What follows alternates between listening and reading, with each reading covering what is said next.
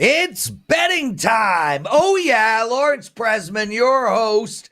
Teddy Covers, your co-host. You're watching WagerTalk Today. We got a great lineup. Ralph Michaels, Jesse Schule. We're going to end the show with Art DiCesare, and we're going to talk UConn and Buffalo, the Lions and the Seahawks, Fresno at UNLV, Indiana at Maryland. I've got a daily presidential address on the Dallas Cowboys New York Giants game. And Teddy, what is your big game breakdown?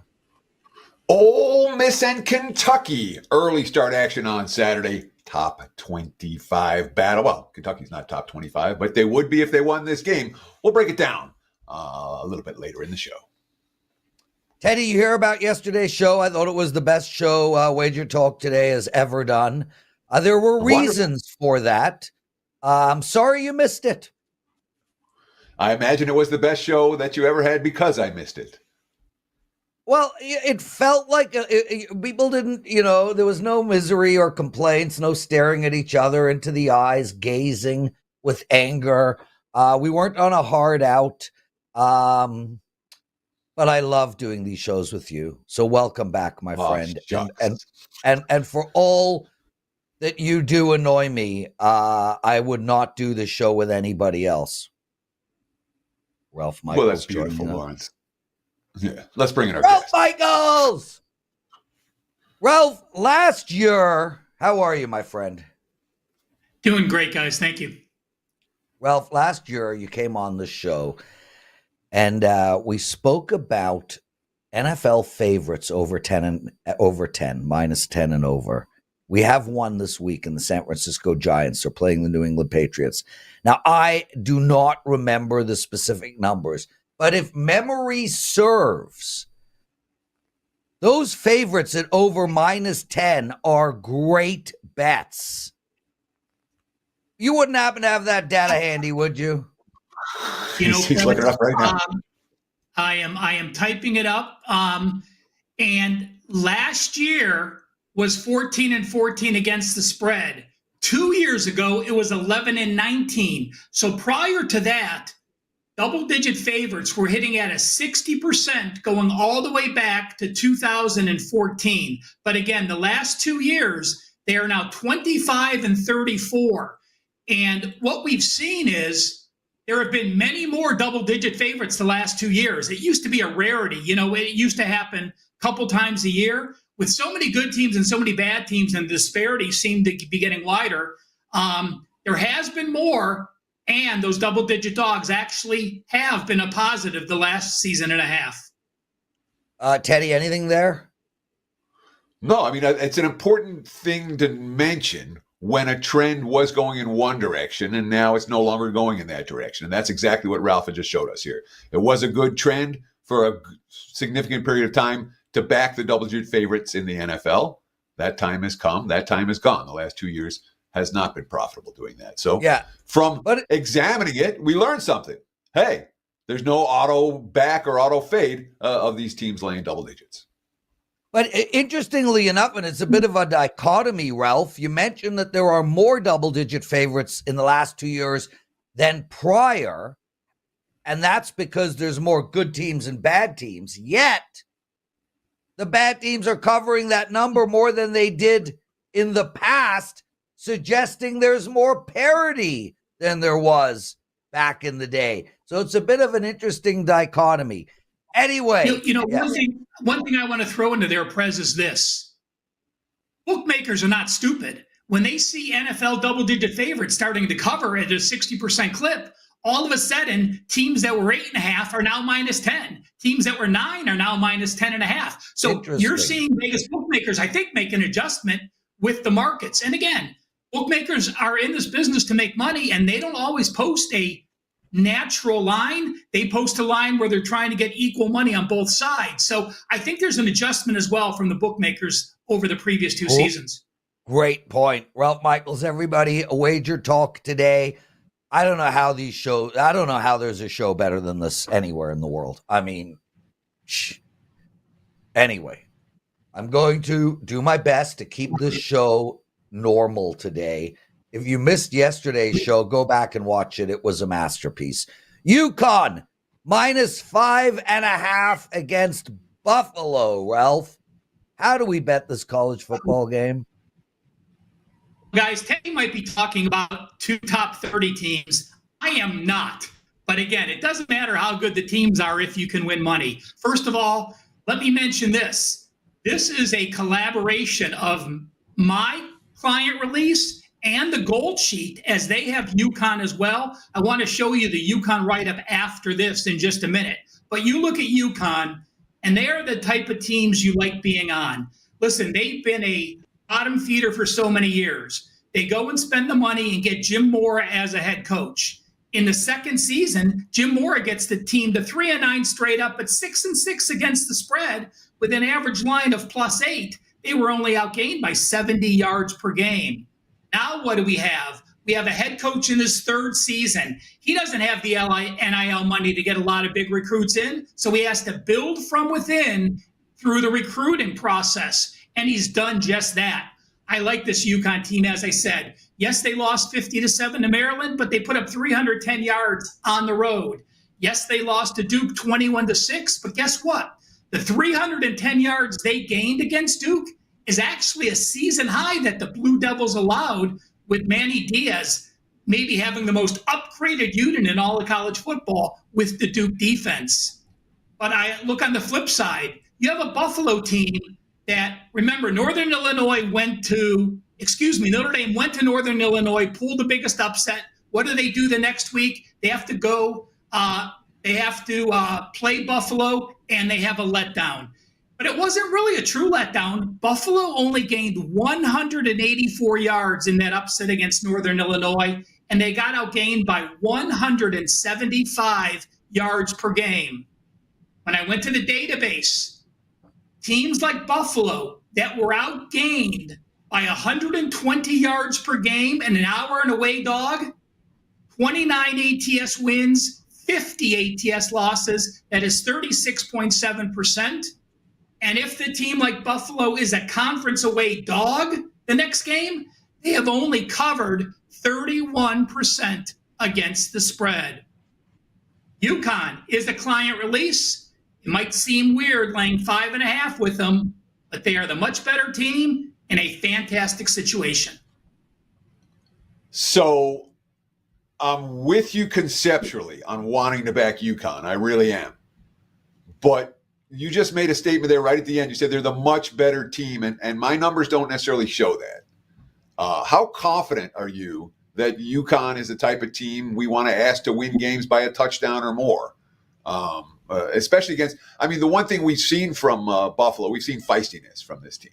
We've seen them rally back and face adversity on the highway and play well. Certainly did that last week against Northern Illinois, even though it wasn't the offense that played well. The defense played well. So we've seen something from Buffalo that shows that they can hang in these games. Have we seen something from UConn that says we can lay points with them? Well, Teddy, again, it's part of the process that you have faith in a coach. You look at UConn's last 4 wins. At the end of last year, they went through a brutal stretch. They finished with a 28-point win and with a 13-point win. The 2 wins this year, 63-17 against Merrimack, 48-14 against FAU. So while it's not a huge sample size, in their last 6 games, 4 straight-up wins, all 4 by a touchdown plus. To me, that is the process that you're starting to turn the corner. And again, I'm not a huge Jim Mora fan, but he's been a nice upgrade for the Huskies. Well, Michael's joining us, everyone. Guys, if you like what you're hearing, take a second out of your day and just hit that thumbs up button for us, please. It would be greatly appreciated. Also, we need comments when these shows go live. Please comment. Let us know what you guys plan on betting as well. I'm always curious. I have a lot of respect for you guys who log in to the chat room, who watch these videos. My God, you've literally found the greatest sports betting company on the planet, and you're with us. Why wouldn't I have respect for you? You make great choices. Ralph Michaels, Teddy covers. We just had some money come in on Cincinnati, the Bengals. A couple of books now at 4. Teddy, you have any quick opinions on this Bengals team? I spoke yesterday about it, and I know I'm hijacking show, but that's what I'm going to do from now on. After that loss against Washington, Teddy, is this team a bet on or a bet against moving forward? I'm not laying 4 with Cincinnati this week. I'll leave it at that. Ralph? I lean them, but don't know if I'm going to get there yet. I'm still finishing my college, and I usually finish all my college before I look at most of the NFL. So in this instance, I will not. Yeah, money coming in on Carolina right now. Okay, Detroit. Speaking of money coming in, they were minus 4.5 against Seattle. Now they are minus 3.5. My guess is that's probably where it's going to stay. Total of 47 in this game. Waj, if you're listening, I'm still trying to figure out how to get there for Monday night. Ralph Michaels, how do we bet this football game? Well, for me to use a Monday night on Wednesday, obviously I like them quite a bit to be looking forward to it. And to me, there is no more fake of a 3-0 team than Seattle. They've played the weakest schedule. You Pittsburgh. look at, you have a new. Well, yeah, again, I'm just looking at, the metrics I use, it's the weakest schedule. I put Pittsburgh ahead of Seattle, no question in my power ratings. But you look at Seattle and you say, wow, they're 3-0 against the spread. They just beat Miami. And what a great job, Mike McDonald is doing. But you look at that 3-0 start. Week 1, you host a rookie quarterback against Denver with a team that had the lowest season win total this year. Then you go to New England. Guess what? They tied Denver for the lowest season win total this year. And then you play Miami with a backup quarterback. You can't ask for a better start to the season. Now what happens? Now you have to go face Detroit. The Lions are number 1 this year at plus 106 yards per game. When you look at the Lions at home, they're 21-9 against the spread their last 30 home games. When you exclude games as a favorite of 7 or more as a big touchdown favorite at home, they are 16-4 against the spread their last 20 home games. Here's an angle that is 86.4%. You have a team with a winning record that has an above average offense, meaning they rank in the top 14. They're off a win as a favorite, playing a team that won last week and allowed 7 points or less. So a good offensive team off a win, playing a team that's off a win with a good defensive performance. Those teams have gone 19-3, 86.4%. That is on Detroit. And Dan Campbell, when he preps the Lions and they're playing a team off a win, there is no looking past anyone. They're 18-7, 72%. And when you exclude those games, again, as a favorite of a touchdown or more, when Dan Campbell is coaching a team versus an opponent off a win, he is 18-4, 82% against the spread. It is Monday night. Grab Detroit minus the 3.5. So I got to ask you, you talked about the Lions offense and how good it is, but the results don't show that so far this year. The results show that Detroit scored 20 in regulation in week 1, 16 against Tampa in week 2, and 20 last week against Arizona week 3. And the offense, I watched that game closely. That offense was not clicking on all cylinders against a pretty mediocre D. How confident are you that Detroit's offense really is capable of stepping up and putting up points in bunches? Teddy, you look at the yardage. I mean, they're averaging 400 yards per game. So, yes, they're struggling in the red zone a little bit. They're having some Jared Goff, a 6.3 YPA. So that is not going to cut it. But I expect them now as they're going. They've only been sacked the 4 times. At Arizona was twice, at the Rams again. Seattle can get some pressure. But, again, this is a situation where I am as much fading Seattle as I am Detroit. And again, they have proven to me that when Campbell's coaching, he's not quite James Franklin, but he does like to cover those spreads. So despite only averaging 21 points per game and only winning by 3 points per game on average on the season, I don't mind backing him in this role. Ralph Michaels joining us. Ralph, before we get into your chart, is there anything you have to promote for the clients today? What I would like to show is the gold sheet write-up for that Buffalo UConn game. I want to explain a few things that the gold sheet added. The gold sheet is $29 a week or $159 for the year. If you use code GS20 this week, you can get $20 off a single issue. So you can get this week's college football and the NFL gold sheet for just $9. Again, that code GS20. Look at the top. They have a write-up on every game in college football and the NFL. They give you the power ratings for the teams. They give you the average opponent power rating or the strength of schedule.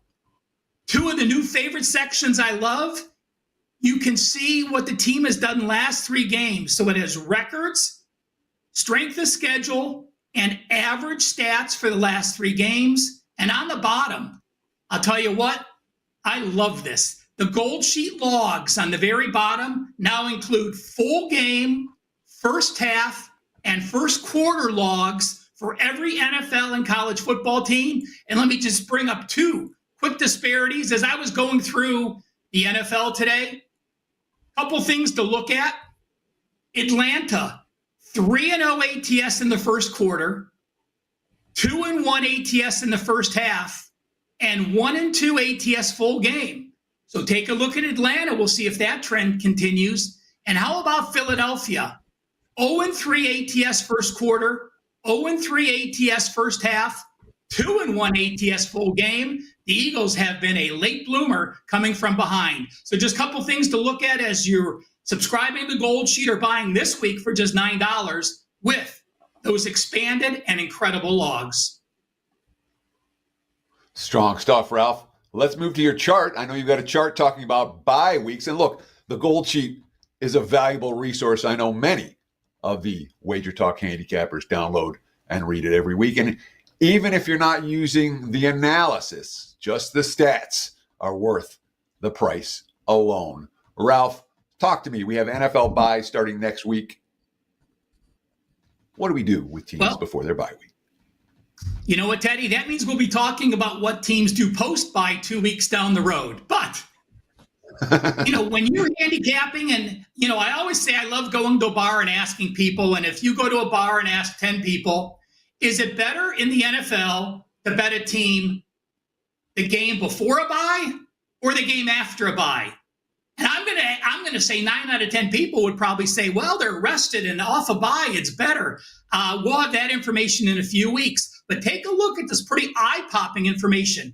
Remember, these are NFL professionals that travel almost every week of the year, because they go to hotels the night before home games. So when they know they're going to get a week off to spend with their family, friends, and take care of business, they have been very productive. If you blindly bet every NFL team the game before their bye week since 2016, you have covered 57.8%. When you look at the breakdowns, if a team is a home favorite like Detroit before a bye, 60.6. If they're a home dog like the Chargers, 61.2. If they're an away favorite like Philadelphia and Tennessee, 60.9%. You see, the away dogs are basically a wash, a break even with the juice. So if you have an NFL team with a bye on deck that's a home favorite, home dog, or away favorite, make sure to give them a check mark in the stats column and make sure you're realizing that information at the end of the week. Yeah, and of course, away dogs. Sorry, Teddy. Away dogs, which are essentially neutral, had a big year last year for what it's worth. From that chart, they were, I think, just below 50%, or right at 50% going into last year, and they ended up 4 games over 500. So the away dogs on the rise, joining the rest of the teams before the bye as positive expectation wagers. Thank you so much, Ralph. Prez, back to you. Thanks, guys. Teddy, we got lots more still to go. Your What Did Bettors Learn? Jesse Schule coming on. We're going to end the show with Art DiCesare and my daily presidential address. Theodore, what did we learn in the wonderful world of sports betting? Well, this is what I learned on Monday night. So I had the Jaguars on Monday night. At least it wasn't a sweat. And my thought process was pretty stupid. 0-2 versus 2-0. I'm like, yeah, the 0-2 team's coming. And the reality was the Jags suck. Those words came out of Trevor Lawrence's mouth. I read them on my NFL opening line report thinking they'll be motivated. No, they just suck. And the Bills home Monday Night Football was a kill spot. Buffalo lived up to it. They've been an undervalued commodity after all the personnel changes in the offseason. Elite team against a weak foe at home. I read it wrong completely. Some might say I shit the bed with my pick. Prez, do you eat chicken wings? I ate chicken wings last night, bro. Yeah, I like chicken wings too. I'm a wings guy. Buffalo Wild Wings, my number one spot for chicken wings. I did not get my wings from there on Monday Night Football when I was craving them. I'm not going to name the place, local joint. I'm a guy that dips in blue cheese. And, I was eating the wings. The blue cheese tasted a little off. The wings tasted a little off. They weren't that good. Well, I shit the bed on Monday Night Football, and then I woke up in the middle of the night doing it again. Just awful. A nice little touch of food poisoning or whatever. Not a fun night on Monday night. Yesterday I finally finished, napped till about 2 p.m. I got up, I ate some toast, and then I actually had one of the most productive work days that I've had all football season. I was going till almost midnight last night. Focused and hungry off a blowout loss. So hopefully the Jags pick will be the worst one I have in a long time. I don't like wrong sides, even when I can turn off the TV at halftime. And I sure don't like waking up in the middle of the night wondering if I just pooped the bed. Lawrence, back to you, my friend. You could have started with Lawrence told me so. So what do you think about the Jags this weekend? +7 against Houston. The Texans last week played as bad a game as I've seen them play. The Jags have been playing bad football for the better part of the last 3 months that they've been in action. Yep. Might be a kill spot for Houston. I'm not convinced Jags bounce back. For me, it's favorite or pass. Jesse Schule joining us. Jesse, what are your thoughts? Houston or Jacksonville? I'm not betting on Jacksonville until I see something positive out of their quarterback and the rest of their team. Cincinnati and Carolina. Over. Neither of those two teams can play defense. The over is very interesting in that game, actually, especially with the Viking playing against his old team. And we know a couple of things. He's usually good for 2 pick sixes a game, so that should help on the over as well. Jesse Schule joining us. We love having you on the show, man. Jesse sent me a workout picture, Teddy, of him doing a bench press.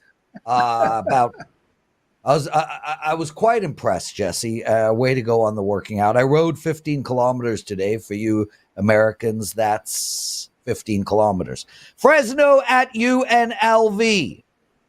We got a money line bet here. What is it? Yeah, I'm looking at the dog. This is a big story. It's going to get bigger. You're going to be hearing about this all week.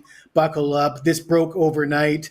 The UNLV Rebels 3-0 on the season. They just upset Kansas, and their starting quarterback has quit the team.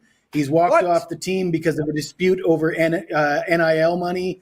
He claims the team promised him certain things as far as NIL, and they didn't deliver. And he's walking away from the team, leaving them with a backup quarterback heading into this week's game against a very good Fresno State team. And to be honest with you, before this news broke, I was looking at Fresno State, and it looked like a good spot to fade UNLV coming off that huge win over Kansas. This quarterback, his name's Matt Sluka. They call him Sluka Doncic, and they've got a bunch of nicknames for him. He's not much of a passer, 48% passing, 318 yards in 3 games, 6 touchdowns and 1 pick, though. Thing is, though, he's the team's leading rusher, 253 yards on 39 carries, and nobody else has more than 20 carries on the season. So he will be missed. He averaged 6.5 yards per carry. The UNLV team, I mentioned the 3-0 start. That might be as phony as a $2 bill, though. You look at the record, the combined record of their 3 opponents, 1-10. Fresno State has won 6 straight against UNLV. Mikey Keene at quarterback, thrown for over 1,000 yards, 6 touchdowns, 4 picks. Last year against the Rebels, he threw for 256 yards and 4 touchdowns, 2 picks in a 31-24 win.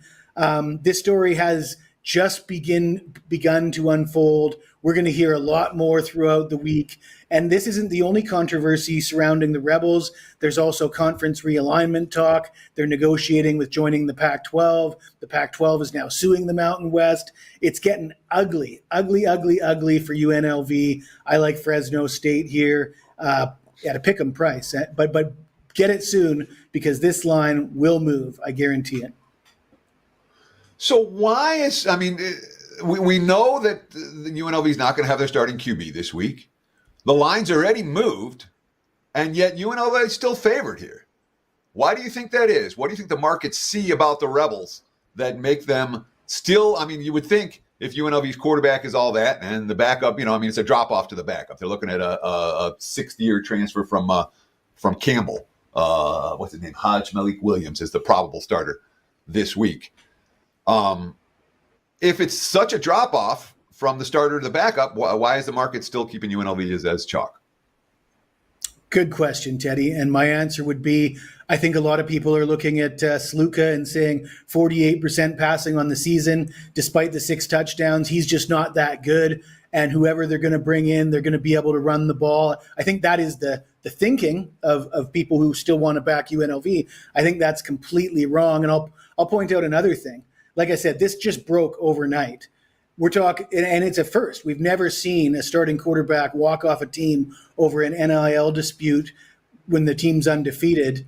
We're going to hear more about this. There's going to be more news breaking on this story. Do you think any of that news is going to be good for UNLV? Because I think there's like a 0% chance that they're going to get any good news this week.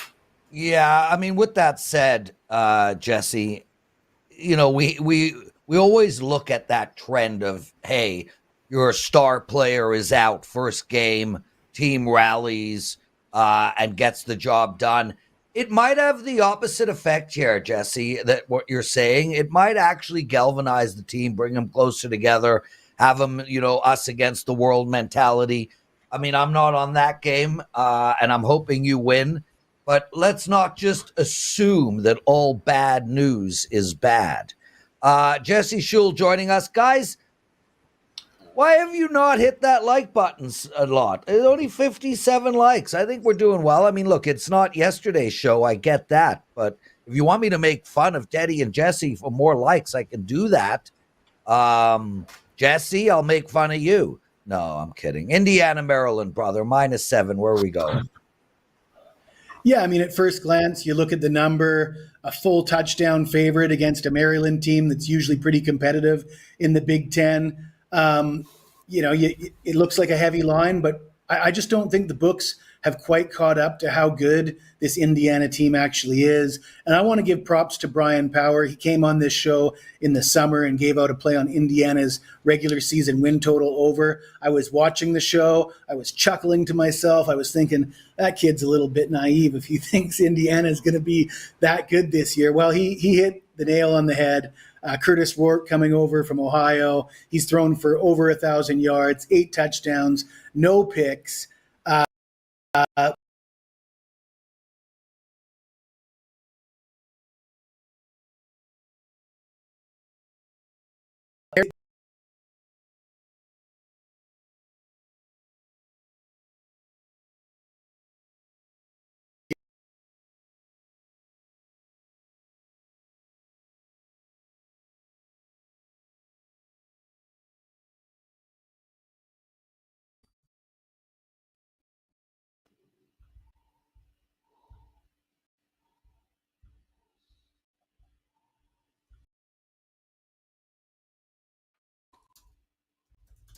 Oh, we're back. Oh, well, you guys missed a hell of an analysis because I gave out a great analysis for that game. Okay, well, what do we do, John?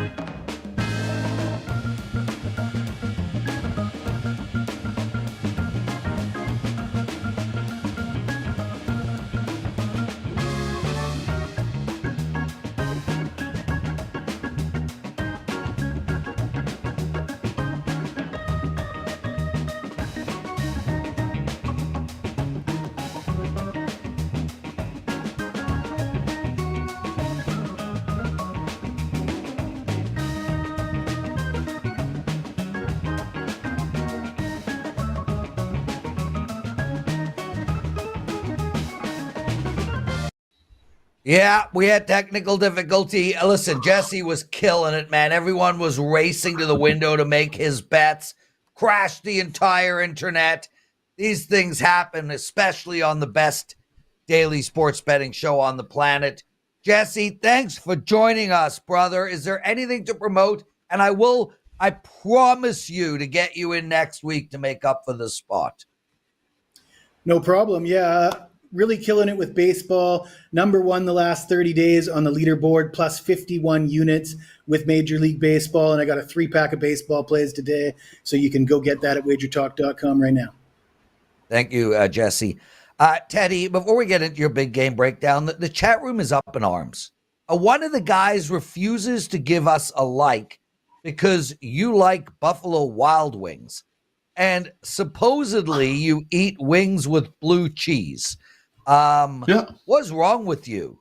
That's what we all want to know. What is wrong with you? Blue cheese is elite, and Buffalo Wild Wings makes wings the way I like them. So it is what it is, or at least, yeah, in general. I don't know when the next time I'm going to have wings is. All right? I'm not craving wings night. Right now. Dude, I played hockey. I don't really want to talk night. about it that much right now. I still have memories, very recent memories of, whatever. But it's fine. If you don't want to give a like because I like BW3, go for it. You don't want to have blue cheese. That's certainly your opinion. You're allowed to have one. If we all had the same opinion, it'd be a problem in the betting marketplace. And the price for what other people dip in ranch will be a lot more expensive. So I don't do ranch or blue cheese. I do dill. Ooh.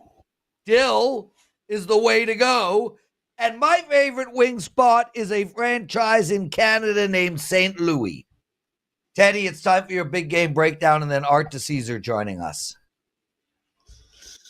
Let's talk about Ole Miss and Kentucky. And Ole Miss right now, 4-0 straight up, 4-0 against the spread.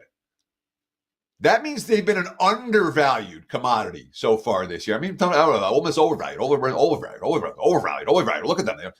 They're undervalued so far. They're 4-0 against the spread. Kentucky's only 2-2. We still remember when they got bombed at home against South Carolina. And of course, we also remember when they almost beat Georgia. The defense showed us that they're truly capable of stepping up. And this is Mark Stoops' role. Kentucky as an away dog the last 3 years. Well, let's see. They covered at Georgia. They won at Louisville twice. They won at Florida. They covered at Ole Miss last time. They won at Missouri. They lost by 3 at +2/2.5 against South Carolina. Okay. They did get blown out twice, though, and they're both worth noting. Georgia hung 51 on them last year. Tennessee won 44-6 in 2022. So we've seen the teams with the most athleticism sometimes can give Kentucky a problem. This year, certainly Kentucky's a battle-tested team, but they haven't left home yet, and that's a big concern for me as I talk about this game. But before I talk about the Ole Miss piece of the equation, I do want to let you guys know what's going on. The next 4 months are insane. They're the most action-packed 4 months of the year. No question. NBA, NFL, college football, NBA, NHL, college hoops, on and on down the line. You can get all 4 months. Buy a 90-day all-access pass and get 30 days for free. That's a $2.99 value. Just about $7 a day. It's an ideal time. You don't have to pick me, capper of your choice. Get on board for an extended service package. See what we can do for you. Check it out right now at WagerTalk.com. It really is an outstanding deal if you want to take this seriously. So these two teams met in 2022. It was 20-19 here in Oxford. Neither team got 400 yards of offense. They met in 2020. That was a 42-41 overtime affair in Lexington. Again, where Ole Miss not exactly winning the game by margin. The question is, how good is this Rebels defense, which has been phenomenal so far, but they haven't played anyone? Well, guess what? I'm not convinced Kentucky's anyone either. Brock Vandegrift against Georgia, 14-27, 110 yards, no picks, sacked 3 times, long of 18. It's not a downfield passing game. That's a problem in this one, in my mind. And I'm not convinced that Kentucky's going to be any better offensively here than they were against the Bulldogs a couple of weeks ago. So you asked me how to play this one?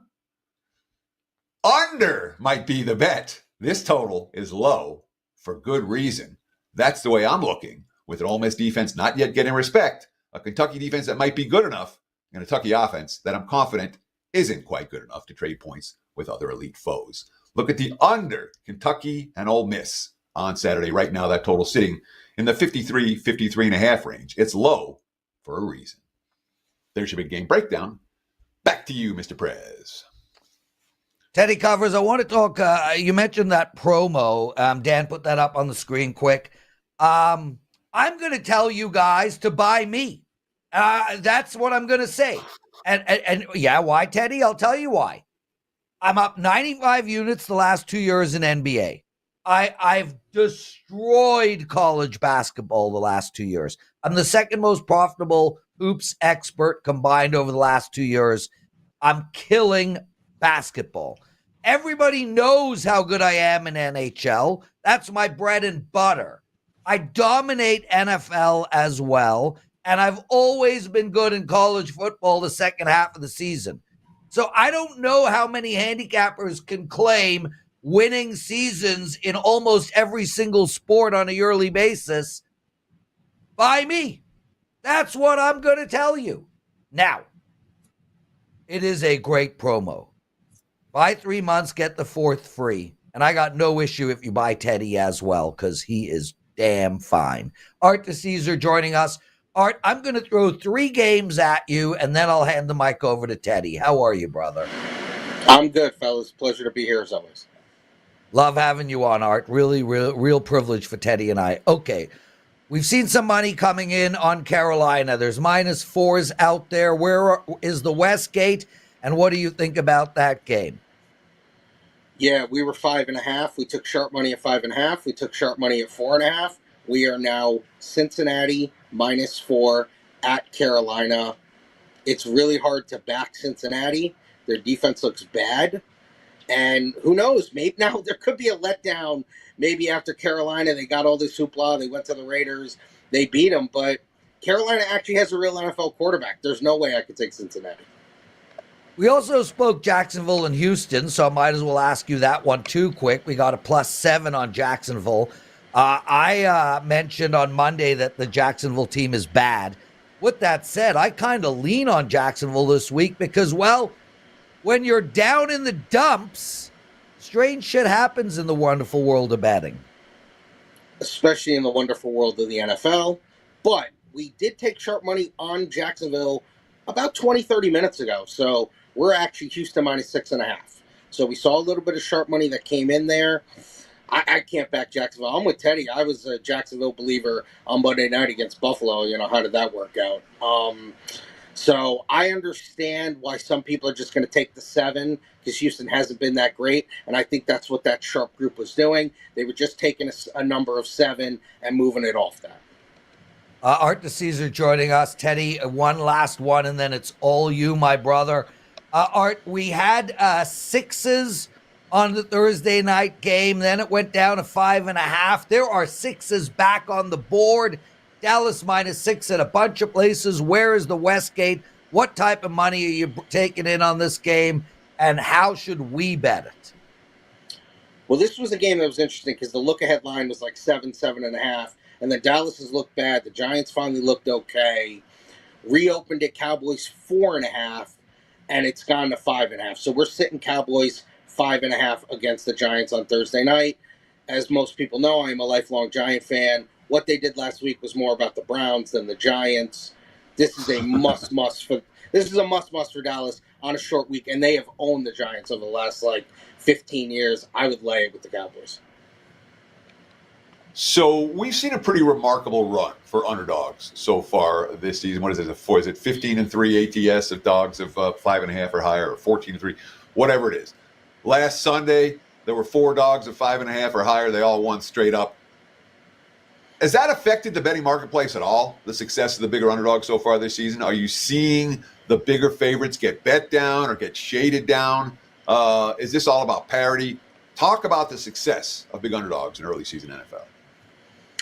I think it's parity, Teddy. I think this league is built on parity. That's what the league wants. They basically want everyone to be 9-8 if they could do it. They just kind of want everyone in that range, everyone to be competitive and have a chance. But for us, it hasn't really changed. I mean, it's funny. I look at a team like Carolina. They're the perfect team for me. The first couple of weeks, even though they got bombed in all these games, the Sharps were taking Carolina. They kept feeling Carolina was, they felt good about them in the offseason and they kept taking them. And then all this quarterback stuff happened. And now look at what it is. Like, Carolina might be still a bet on team. There just are some teams like that. And I think there's going to be some bet off teams. Like, because of injuries, the Niners are going to be a team, even though they're laying 10 this week. But you saw the divide last week. Even though that number stayed pretty steady at 7, it was the public all over the Niners, teasing the Niners, laying the money line, putting them in parlays. And if we took any real money on that game, it was always on the Rams at +7. So when you see the public, and really the results here in Las Vegas, every report you read is the public got clocked week 1, they got clocked week 2, they got clocked week 3. I've always said, or I haven't always said, but for the last decade and a half or so, I've said, if the public has an edge in the NFL, it's October, because the public recognizes this team's good this year, this team's bad this year, whereas the wise guys are still thinking this team was supposed to be good, this team was supposed to be bad. After the public's been clocked 3 straight weeks in a row, is this the kind of week where you're a little worried about those money line parlays? You think the public's going to find anything? And does the public even have any money left? Are there any public sides in the NFL this week? Talk to me about it.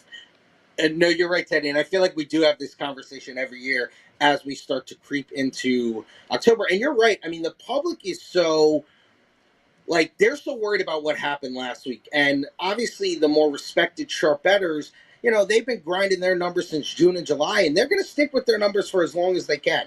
Eventually, they will jump off a team if they realize this was the wrong side, but they will hold on for dear life. Whereas the public, they don't have any numbers.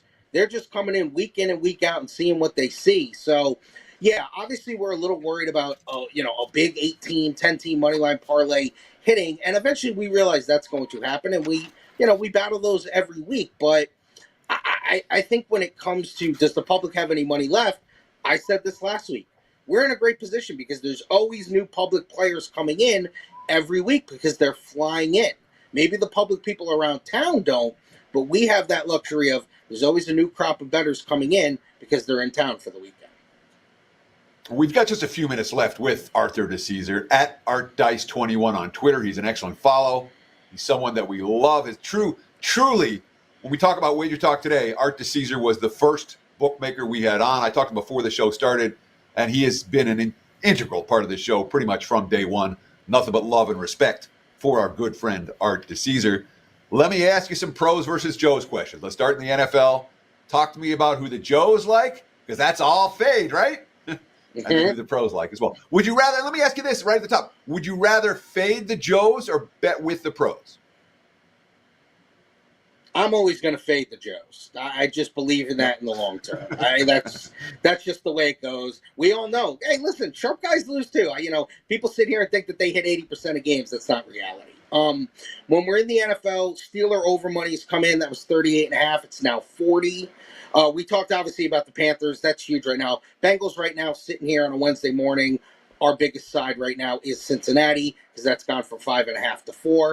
A little bit of Falcon under money's come in. Divisional game against the Saints, 43.5, now 42.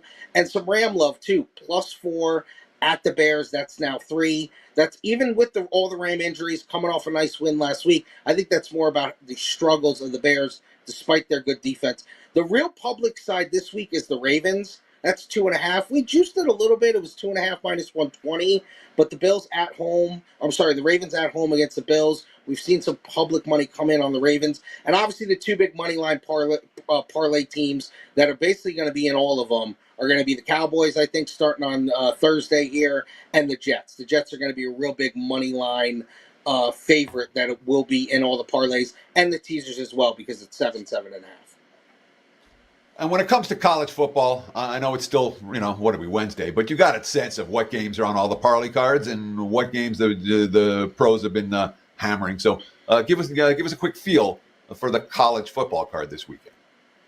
Yeah, and it's a good card, too. There's a lot of games. We'll start with the public. Public actually was ahead of this one. It was 5 Notre Dame against Louisville, and it's now 6. But that's all been public money. We haven't seen any sharp money come in on Notre Dame, but they are betting Notre Dame. They're taking over in the Boise State-Washington State game. They feel good about a lot of points there. And the public was off on this. They took Colorado at 14 and 14.5. That's now 15 at UCF. They're back on Colorado after that wacky win last week against Baylor. A lot of sharp stuff starting Friday. Miami of Florida. They're at home against Vodtech. They laid 17 in the opener. It's now 19.5. We've almost moved a full field goal on that. Air Force -3 at Wyoming. That's now 4. Wyoming's been awful all year, and now you got to play against the option.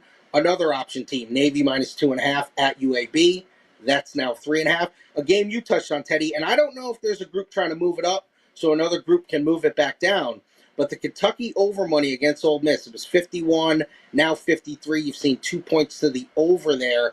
Obviously, Kentucky, they rely on defense and want to play defense. So interesting to see the over money get pushed up there. I think eventually we see a buyback on the under.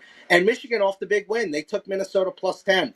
Minnesota goes to Michigan. Obviously, Michigan with the great win last week against USC. That's now Michigan -9 at home against Minnesota. That's all sharp action. Art DiCesare. Art, I got 2 quick questions. Got a bunch of people got mad last week because we forgot to ask you this one, and that is, what is Art DiCesare like? As well, Georgia, Alabama. Yeah, let's start. Yeah, let's start with that. Obviously, I should have mentioned that game. And the only reason I didn't is there's just nothing on it yet. We haven't had a side really come in. Georgia's a short favorite. They're -2. I remember kind of look-ahead spots. You saw some places put up pick or -1.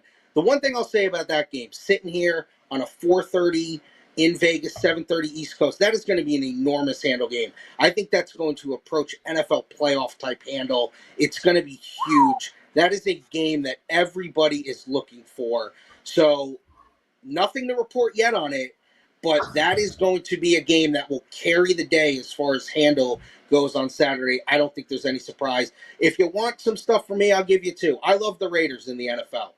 It's 1.5. I think they bounce back. Cleveland's bad. Their offensive line is bad. That is a team. Their quarterback also is not a quarterback. And the Raiders getting smacked at home with Pierce saying, you guys are doing, business decisions. I think that's a professional team that comes out and plays really hard at home after getting embarrassed in their opener. It's moved up to 1.5 now. It could maybe even move higher. I would lay it now. And then I'd lay the short price with Central Michigan at home, 2.5 against San Diego State. San Diego State's got to travel all the way across the country. I love my MAC teams. San Diego State is down this year, and I think Central Michigan wins by more than a field goal. San Diego State is way down this year. It has not been a pretty start to the season for the Aztecs. Arthur DiCesare, always strong information, always fun to talk to you. Promote before we let you go. Yeah, gents, as always, it's a pleasure to be on. And, listen, still come down to the Westgate. We got that great app, promotion, Bet 100, Get 100. And, look for me on Saturdays with Kelly on Last Call. I'm always on Saturday an hour before the college football slate kicks off. That's the best time to come in, especially if you love your college football. You get up-to-the-minute information an hour before the 9 a.m. kicks on Saturday. Well, Eddie? Thank you so much, Art. And that's going to wrap it for Wager Talk today on Wednesday. We'll do it again tomorrow, same time, same channel. Lawrence right now is going to do his daily presidential address. So enjoy that, and best of luck with all your bets. All right, everybody. So I told you guys we would talk Dallas and the New York Giants. I'm going to save that for tomorrow. On Wager Talk today, we spent a lot of time discussing the Cincinnati-Carolina game, and I'm going to focus on that. So right now, we've got a lot of money coming in on Carolina. Originally, this line came out at Cincinnati -5.5. It has been bet all the way down to 4. Now we have Cincinnati at -4 and a total of 48. So where am I going? Well, I'll tell you. But before I tell you that, I will give you out a promo code, Game Day 10. That is Game Day 10. $10 off of my entire Sunday NFL card. I will have at least 5 bets for Sunday. I actually likely will have 7 bets for Sunday. And if you guys have not played my Sunday NFL, I give you guys analysis on every single game on the board. So you'll get thoughts on every game, plus all my client bets, plus my circa plays. Use the promo code GameDay10 and get $10 off of that package. Okay, so what are we looking for when we make bets from a conceptual perspective? We are looking for what team is totally overvalued, what team is undervalued, what team is at their highest, at the peak of their market value, what team is at the bottom of their market value. This is one of those perfect games. Cincinnati is at the lowest market value they have been in a long, long time. Carolina, after winning their first game in a century, is at their highest market value. I love Cincinnati in this spot. Here's what we know about this Bengals team. They can score a ton of points if they need to. We just saw them put up 35 against Washington. Now, I grant you that the Commanders do not have the greatest defense on the planet, but nor does Carolina, folks. I think Cincinnati is going to put up 31 easily against this Carolina team. And I want to talk quickly about the Cincinnati defense. A lot of people are talking shit about this defense, and yes, they should be. Cincinnati played awful defense against Washington, but they played great defense against Kansas City a week earlier. If you look at Cincinnati's run over the last 3 years, this is a team that has been built on defense. They are allowed a bad defensive game. We've seen every good defensive team have a bad defensive game. The question is, how do they bounce back? I think they bounce back great. This is also an amazing spot to bet Cincinnati, as everyone is so down on them. Frankly, I still think the Cincinnati team makes the playoffs. We have seen this story before, guys. This Cincinnati team starts every year terribly. Every year there is total panic in the marketplace. And every year since Joe Burrow took over, they have made a big fat run. Well, now they get the Panthers coming off their first win ever. Well, maybe ever. And yeah, Andy Dalton looked great. What, are we going to bet that Andy Dalton will look great 2 games in a row? If Andy Dalton was such a great quarterback, maybe he would be a quarterback, a starting QB. He hasn't been a starting QB this decade. Carolina, they've allowed 47, 26, and 22 points against them.